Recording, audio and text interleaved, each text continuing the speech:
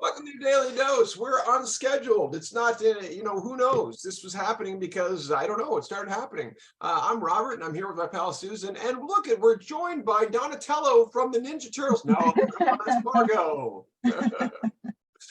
Hello, Margo. How are you, dear? Pretty good. Yes, Margo, she is actually. You've been on a dose before, haven't you? Never ever. Is that true? Well, then It's goodness true. gracious, it only took This us is my 400 episodes. virgin journey. Yeah. So, Margo, for those who don't know you, what's your affiliation with this whole yes and exercise weird thing that we do and all that? How did you get involved? Well, I got involved so many years ago. It seems like a century ago. There was this PhD student that was looking for people to participate in his dissertation study. And because I like to support graduate students, I heard about this and I signed up for it. Well, it just so happened to be, you know who. I think that is the dearest motivation. I've told a lot of people about that. It just really touched my heart that you liked helping people being successful, especially in academic pursuits. That was so cool. Well, and it put together, not only was it to help Robert, but in the end, it's helping me as well. So, see. I was touched that you saw that, number one, from the beginning, that you saw, like you said, the help for me from the academic standpoint, knowing the difficulty. And by the way, you worked for University of Texas, right? And you were in an administrative type of role, is that correct? But not for the university directly. I work with a student organization. There you go. So you saw plenty of struggling grad students and knew our pain. Exactly.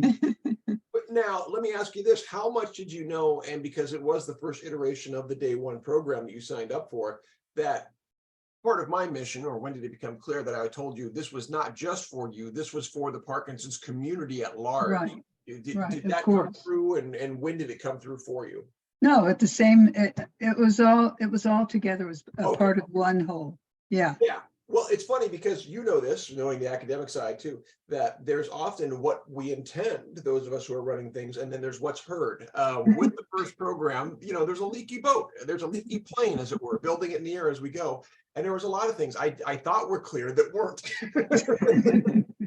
And so, yeah, you probably got some things that others didn't. And I spent so much time chasing and putting out fires that first term. I was trying to be encouraging. Well, you did so by showing up in a specific garb. Susan, do you happen to remember how Margo showed up to our first day one class? This was pretty amazing. The screen is off and she turns the screen on and she's wearing that. And of course, Star Wars was so cool. Yeah, it was the central film of that first film. And that you showed up not knowing anybody with that, said, "Oh, I'm gonna like her." Oh yeah, right, exactly. And it's right here on her desk along with Winnie the Pooh. As opposed to the lady who wrote back to me saying, "Oh, I'm not going to take this class because I hate Star Wars." Wow. Okay. That was a real thing too. Right. That happened. And what a journey from then to now. And so we're both on the verge of our maiden voyage as co-teachers of a group of people with Parkinson's in the Austin area live. And we've now had several meetings together. And this afternoon, some of her neighbors came over and we did a little. We really did it live. We did a little run through. Figured out where our mistakes were and learned how to use the phrase "auga" more than once. Once you start doing that, especially from the facilitator's standpoint, I think you start to see the usefulness of what's being taught. I don't know that the students always get it because they're more utilitarian, but as a facilitator, you start to go, oh, in order to be successful, I just have to keep doing the things I'm saying to do, right? What I'm encouraging them to do, I have to do. I have to yes and an auga, basically. and learn from doing that. I've probably told you, Robert, my favorite class in high school was word power. Greek and Latin roots, prefixes, and suffixes. I was so nerdy and geeky that I audited the class 3 times, and Sure. that's when I really learned.